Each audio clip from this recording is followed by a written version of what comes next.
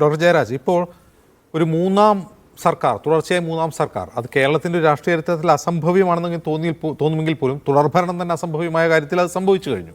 അങ്ങനെയും സംഭവിക്കാം, അത്രയും ആത്മവിശ്വാസമുണ്ട്. UDF സംബന്ധിച്ച് LDF അതിജയിക്കാനുള്ള ശക്തിയുണ്ടോ തുടങ്ങിയുള്ള ചർച്ചകളൊക്കെ ഉണ്ട്. പക്ഷെ ഒരു മൂന്നാം ഭരണം പാർട്ടിയെ സംബന്ധിച്ച് അത്രമാത്രം ഗുണകരമായിരിക്കും?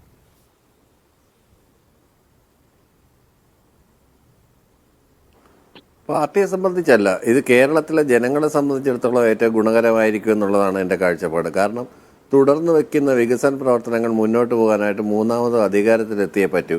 അല്ലെങ്കിൽ ഇത് മൊത്തം ടോപ്പിൽ ചെയ്ത് കളയുന്നേ. ഇപ്പോൾ ജിൻഡോ ജോൺ ഇവിടെ പരാമർശിച്ച പല കാര്യങ്ങളും എനിക്ക് വളരെ അത്ഭുതകരമായിട്ട് തോന്നിയ ഒരുപാട് കാര്യങ്ങളുണ്ട്. അതിനെക്കുറിച്ച് അത് പറയുന്നതിന് മുമ്പിൽ ശ്രീ KC ഉമേഷ് ബാബു ഉന്നയിച്ച ചില വരട്ട് തത്വവാദങ്ങളുണ്ട്.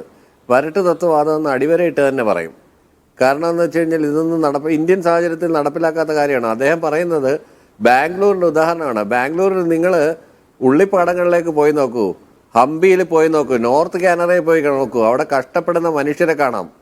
കോളാറിൽ പോയി നോക്കൂ, മൈനിങ് ഫീൽഡുകളിൽ പോയി നോക്കൂ. അവിടെ പോയി നിന്നുകൊണ്ട് ഉമേഷ് ബാബു ഈ അഭിപ്രായം അവിടുത്തെ തൊഴിലാളികളോടുള്ള സമീപനത്തെക്കുറിച്ച് പറയില്ല. ആന്ധ്രാപ്രദേശിന് 15,000 കോടി രൂപയാണ് കേന്ദ്ര സർക്കാർ അനുവദിച്ചത്. ആന്ധ്രാപ്രദേശ്, ബീഹാർ എന്ന് പറയുന്ന 2 സംസ്ഥാനങ്ങൾക്ക് വേണ്ടിയായിരുന്നു കേന്ദ്ര ബജറ്റ്. ചില്ലി പൈസ കേരളത്തിന് തന്നില്ലെന്ന് മാത്രമല്ല, കേരളത്തിൻ്റെ ഒരാവശ്യം പോലും പരിഗണിച്ചില്ല എന്നുള്ളതാണ്. ആ അവസ്ഥയിലാണ് അവർക്ക് ഗ്രാറ്റുവിറ്റിയും മറ്റു കാര്യങ്ങളൊക്കെ കൊടുക്കാൻ നമ്മൾ നിന്നുകൊണ്ട് there is no other alternative എന്നുള്ള സാഹചര്യത്തിൽ നിന്നുകൊണ്ട് സോഷ്യലിസം ഈസ് ദ അൾട്ടർനേറ്റീവ് എന്ന് പറഞ്ഞ് സീത എന്ന് പറയുന്ന ഒരു അൾട്ടർനേറ്റീവിലൂടെയാണ് മുന്നോട്ട് പോയിക്കൊണ്ടിരിക്കുന്നത്. ആ അൾട്ടർനേറ്റീവിൻ്റെ പല ഭാഗങ്ങളാണ് നമ്മൾ കണ്ടുകൊണ്ടിരിക്കുന്നത്. അതുപോലെ നവംബർ 1-ാം തീയതി ഒരു പ്രഖ്യാപനം ഉണ്ടാവും. അടിസ്ഥാന വിഭാഗത്തിന്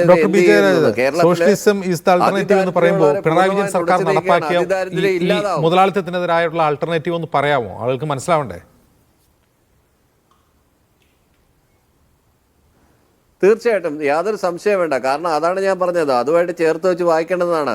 അതിദാരിദ്ര്യരില്ലാത്ത ഇന്ത്യയിലെ ആദ്യത്തെ സംസ്ഥാനമായി കേരളം മാറാൻ പോവുകയാണ് ഈ നവംബർ 1-ാം തീയതി. ഇവിടെ പാവപ്പെടുന്നതിന്റെയും കഷ്ടപ്പെട്ടവന്റെയും കാര്യങ്ങൾ കാണുന്നില്ല.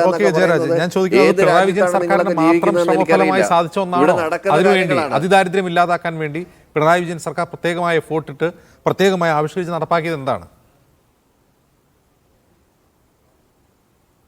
തീർച്ചയായിട്ടും ഐഡന്റിഫൈ ചെയ്ത് എത്രയധികം കുടുംബങ്ങൾ അതിദാരിദ്ര്യതയിലുണ്ടെന്ന് കണ്ടുപിടിച്ച് കൃത്യമായിട്ട് പ്ലാനോട് കൂടിയാണ് നടപ്പിലാക്കിയത്. അതല്ല ചുമ്മാതെ അക്കക്കണക്കുകളും PR വർക്കുകളൊന്നുമല്ല.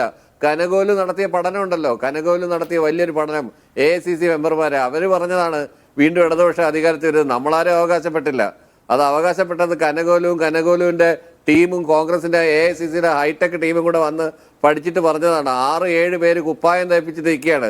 ഞാൻ ചോദിക്കട്ടെ, ഇതുപോലെ കൃത്യമായിട്ട് 3 വർഷം സമ്മേളനം നടത്താനായിട്ട് ഏതെങ്കിലും ഒരു കോൺഗ്രസ്സുകാരൻ എവിടെങ്കിലും നടത്തുമോ? ഉടനെ പറയും സിദ്ധാരാമയ്യ ചൂണ്ടിക്കാട്ടി, അതായത് നമ്മൾ മുതലാളിത്തത്തിനെതിരെ ഒരു സോഷ്യലിസ്റ്റ് ബദൽ ആയിരുന്നു പിണറായി വിജയൻ സർക്കാർ എന്ന് അങ്ങ് തന്നെയാണ് പറഞ്ഞത്. എങ്കിൽ ഈ അതിദാരിദ്ര്യം ഇല്ലാതാക്കിയ ആ ഭരണ നേട്ടത്തിന് വേണ്ടി കഴിഞ്ഞ 9 വർഷമായി പിണറായി വിജയൻ എന്ന മുഖ്യമന്ത്രി ആവിഷ്കരിച്ച് നടപ്പാക്കിയ ആ ദാരിദ്ര്യ നിർമ്മാർജ്ജന പദ്ധതി എന്താണ്? ആളുകൾക്ക് മനസ്സിലാവണമല്ലോ. തീർച്ചയായിട്ടും ആ കൃത്യമായിട്ട് ഐഡന്റിഫൈ ചെയ്യുക എന്നുള്ളതാണ് ആദ്യമേ. നമ്മൾ identifying the cause, identifying the concern, identifying the people. അതിനുശേഷം അവരെ എങ്ങനെ നമ്മൾ പൂർണ്ണമായിട്ട് കൊണ്ടുവരുക എന്നുള്ള വ്യക്തമായൊരു പദ്ധതിയോട് കൂടി തന്നെയാണ് അതിദാരിദ്ര്യമുള്ള ആളുകളെ മുഴുവൻ ഇല്ലാതാക്കുക എന്നുള്ള. എങ്ങനെയാണ് നമ്മൾ സാക്ഷരത നടപ്പിലാക്കിയത്? 100% സാക്ഷരത എങ്ങനെയാണ് നടപ്പിലാക്കിയത്? മലപ്പുറത്ത് ഐഷുമേ മറന്നുപോയോ? 96 വയസ്സുള്ളവർ ആദ്യമായിട്ട് എഴുതിയത് എങ്ങനെയാണ് മലപ്പുറം ജില്ല 100% കമ്പ്യൂട്ടർ ലിറ്ററേറ്റ് ആയത്? അത് ഈ ഗവൺമെന്റിന്റെ ഭാഗമായിട്ടുണ്ടായതല്ലേ, വേറെ ഒരു ഗവൺമെന്റ് കൊണ്ടുവന്നതല്ലോ. കഴിഞ്ഞ പ്രാവശ്യത്തെ ഉമ്മൻചാണ്ടിയുടെ സർക്കാർ എന്താ ചെയ്തത്? പൊളിഞ്ഞു വീണ കുറെ പാലങ്ങൾ ഉണ്ടാക്കി എന്നല്ലാതെ എന്ത് മെച്ചമാണ് ഇവിടെ ചെയ്തത്? അതുപോലെ തന്നെ പെൻഷൻ എത്രയായിരുന്നു കൊടുത്തുകൊണ്ടിരുന്നത്? ക്ഷേമ പെൻഷൻ കൊടുത്തുകൊണ്ടിരുന്നത്? ഇതൊന്നും അടിസ്ഥാന വർഗത്തിന് കാണാൻ പറ്റാഞ്ഞിട്ടല്ല.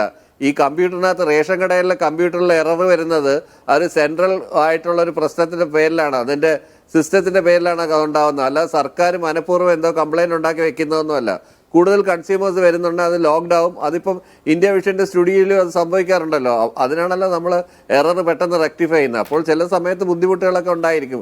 ഈ പറഞ്ഞതുപോലെ എറേഴ്സ് ഉണ്ടാവും, കമ്പ്യൂട്ടറിനകത്ത് സിസ്റ്റത്തിനകത്ത് എറർ ഉണ്ടാവും, സെർവറിനകത്ത് എറർ ഉണ്ടാവും. സെർവർ ഒരുപാട് ആളുകൾ ഒരേ സമയം ഉപയോഗിക്കുന്നുണ്ട്. സെർവറിനകത്ത് ചില പ്രശ്നങ്ങൾ ഉണ്ടാവും, പിന്നെ ഔട്ട്ഡേറ്റഡ് വൈറസുകൾ, ഇങ്ങനെയൊക്കെയുള്ള പ്രശ്നങ്ങൾ ഉണ്ടാവും. അതുകൊണ്ട് നമ്മൾ ദാരിദ്ര്യ നിർമ്മാണത്തെ വിടുക, സാധാരണക്കാർ ആശ്രയിക്കുന്ന വിപണിയിൽ വില തീർച്ചയായിട്ടും പിടിച്ചു നിർത്തുന്ന സപ്ലൈകോയ്ക്ക് ഏറ്റവും ബാധ്യതയുണ്ട്, പ്രധാനപ്പെട്ട കൺസ്യൂമർ സർക്കാർ ഫെഡിന് ബാധ്യതയില്ല. ഏജൻസിയാണ് കൺസ്യൂമർ ഫെഡിന് സപ്ലൈകോയുടെ നിലവിലെ അവസ്ഥ എന്താണെന്ന് അറിയാം? തീർച്ചയായിട്ടും സപ്ലൈകോ എന്നിട്ട് 40 രൂപ 44 രൂപയുള്ള പഞ്ചസാര 30 രൂപയ്ക്കാണ്, 44 രൂപയ്ക്ക് പ്രൊക്യൂർ ചെയ്തിട്ട് 30 രൂപയ്ക്കാണ് കൊടുക്കുന്നത്. അരിയുടെ കാര്യം അതുപോലെ തന്നെ, പയറിന്റെ കാര്യം അതുപോലെ തന്നെ. ഈ പറഞ്ഞ കണക്കോലെ എല്ലാ സപ്ലൈകോ ഔട്ട്ലെറ്റുകളൊന്നും ഒഴിഞ്ഞു കിടക്കുകയല്ല. കൃത്യമായിട്ട് ചെന്ന് കഴിഞ്ഞാൽ ഞാൻ പോകുന്നതാണ് സപ്ലൈകോയില്. സപ്ലൈകോയുടെ ഔട്ട്ലെറ്റിൽ പോകാറുണ്ടോ കഴിഞ്ഞ 2 വർഷമായിട്ട്? പിന്നെ തീർച്ചയായിട്ടും നമ്മുടെ വഴുതക്കാട് ഐ ഇൻവൈറ്റ് യു, ഇവിടെ വഴുതക്കാട് ഔട്ട്ലെറ്റിൽ പോയാൽ മതി, അതല്ലെങ്കിൽ നെടുമങ്ങാട് ഔട്ട്ലെറ്റിൽ പോയാൽ മതി. സപ്ലൈകോ ഒന്നും ഒഴിഞ്ഞു കിടക്കില്ല.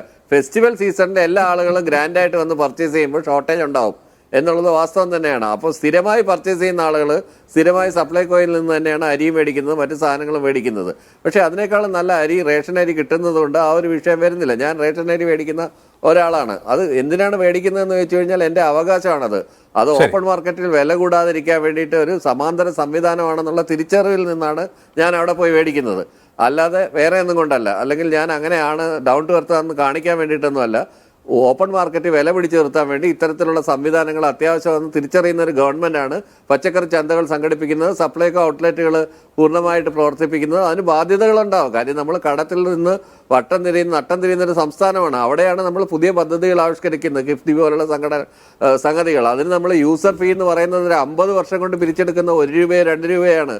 അല്ലാതെ ഈ പറഞ്ഞ കണക്കല്ല ഒരു തവണ കടന്നു പോകുമ്പോൾ 350 150 കൊടുക്കുന്ന പാലത്തിന്റെ രീതിയിലായിരിക്കത്തില്ല. ഇവിടെ കോൺഗ്രസ്സുകാർ പറഞ്ഞു വരുന്നത് എന്താണ്? കിഫ്ബിയിലുള്ള ആ വായ്പ എടുത്തു വെച്ച ഫണ്ട് എടുത്ത് കോളം വരെ പോയി നോക്കും. ക്രോസ് ചെയ്യണമെങ്കിൽ 350 രൂപ കൊടുക്കണം. തീർച്ചയായിട്ടും ഈ പശ്ചാത്തല മേഖലയിൽ റോഡൊക്കെ സർക്കാർ, ശരിയാണ്, അങ്ങയുടെ അവകാശം ശരിയാണ്.